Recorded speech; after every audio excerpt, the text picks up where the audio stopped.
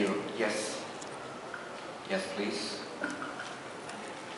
Hello, Andy here from Istikaz. I'd like to ask you about your English language material. I believe you have already recorded an album in English language, and also you have worked with Walter Afanasiev.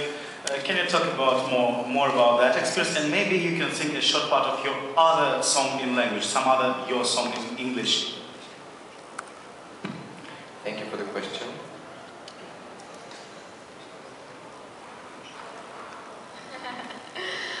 Thank you for the question. Да, я работала также еще в Лондоне, мы записали альбом 2 года назад на Metrophonic Studio. Yes, 2 years ago I worked in a studio in London, and we have recorded an album. И мне посчастливилось в этом январе побывать и познакомиться с Уолтером Афанасьевым, который работал с Mariah Carey, Whitney Houston, Celine Dion, my love singer.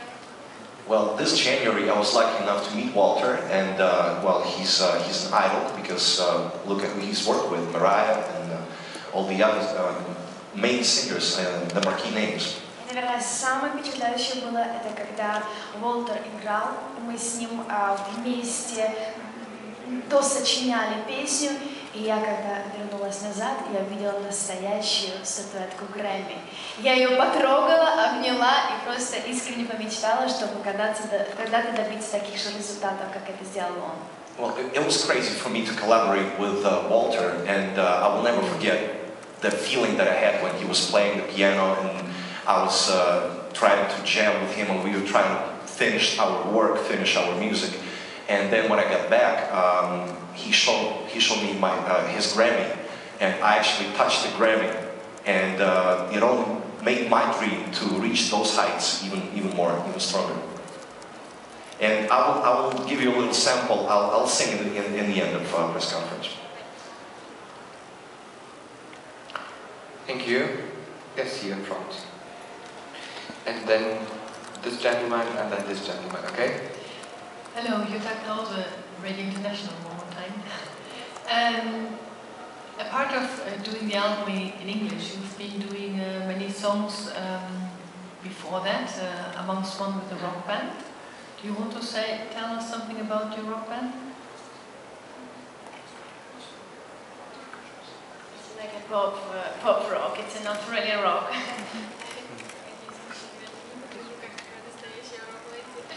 I probably don't look like a real rock singer, like a rock lady.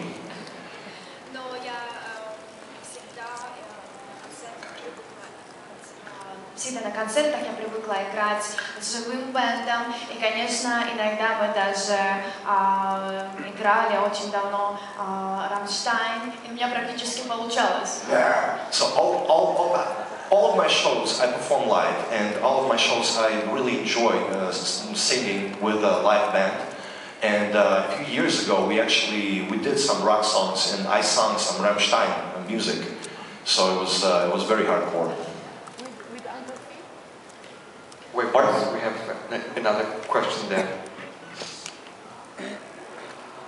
Hello. Yeah. Hi. Hello. I'm Konstantin Orr, Prince Magazine from Germany. I have a question to Xenia.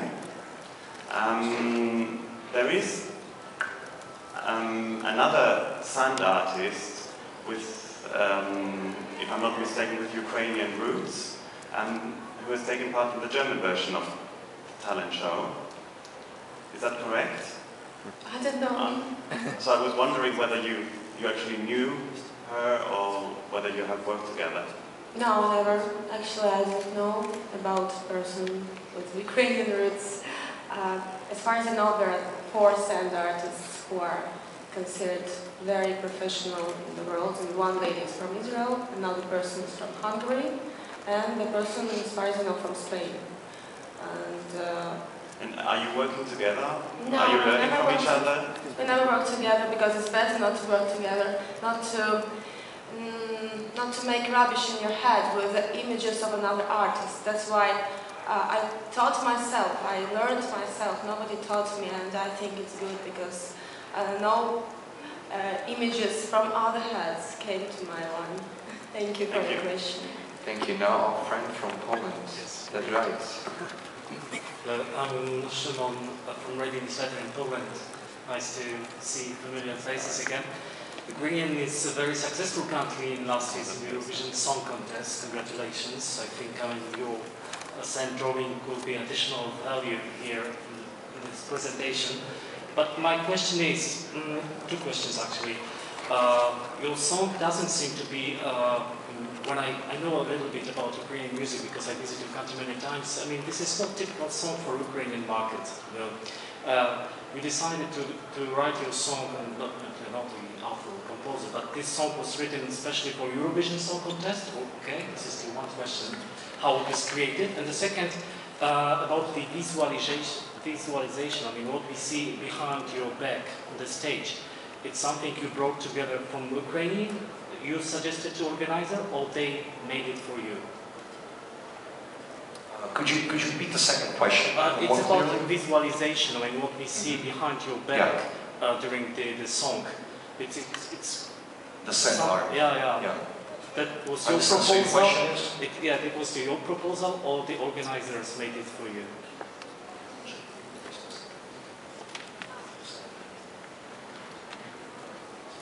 Your second question, I will answer. Nice to see a person from Poland. It was a big pleasure to perform in Gdańsk.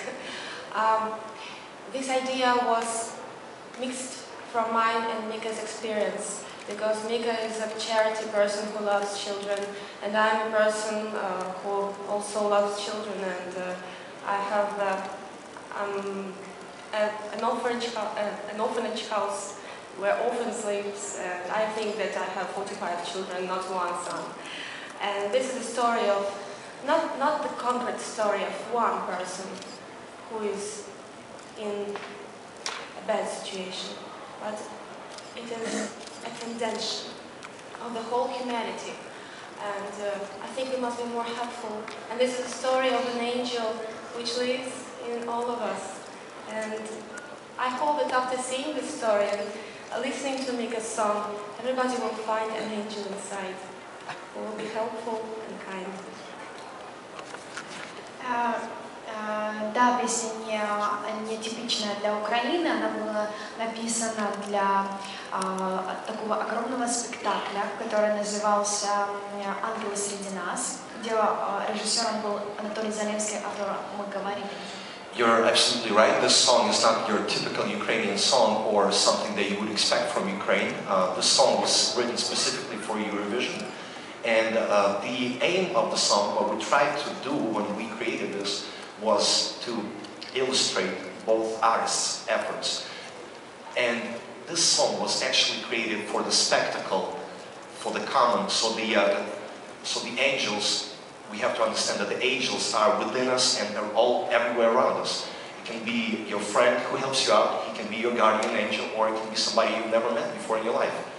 But the idea of the spectacle is sort of kind of like when you see a rainbow, it's something, it's unique, something that's going to be there for maybe a short period of time, and maybe it's just sunlight, maybe it's just H2O, you know, the water, but at a certain time, in a certain place, something beautiful like a rainbow can come up from simple things. And this is basically what we try to put on the stage right there, is two different artists performing at the same time and illustrating, creating that spectacle that you will see for yourself. Also, the spectacle was directed, one more addition, the spectacle was directed by Anatoly Zalevsky. Thank you. Yes, please. Hello, Axelini from The Express here in Düsseldorf and Cologne. As I understand, usually the makeup artist and the artist have a very close relationship, very trustful relationship. And I presume that, of course, that your new makeup artist will be very professional, but has it been very hard on a personal level for you that she could not come?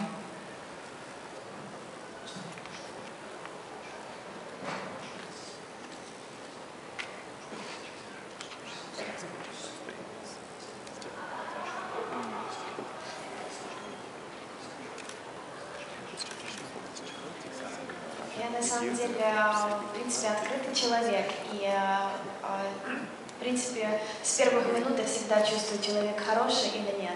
И поэтому у нас сегодня вся делегация Украины — это очень открытые люди, очень современные, молодые, и люди, которые подходят вот мне, и мне с ними очень комфортно, нету никакого дискомфорта вообще. Well, basically, I'm a very open-minded person. I'm open to people. I like to communicate, and all of the people that we have from Ukraine this year are the same. They're very open. I really enjoy working with all of them, and there is zero discomfort whatsoever. I can tell by communicating with somebody for a very short time. I can see through people, I think. Whether I can be friends with him, whether I can talk to him, communicate with him or not, I can tell it right away. Also, there's a person there in the blue shirt, and we see you raise your hand all of the time, and you never get a chance because we cannot, well, the camera angle. Would you like to answer? Do you have a question? Do you have a question?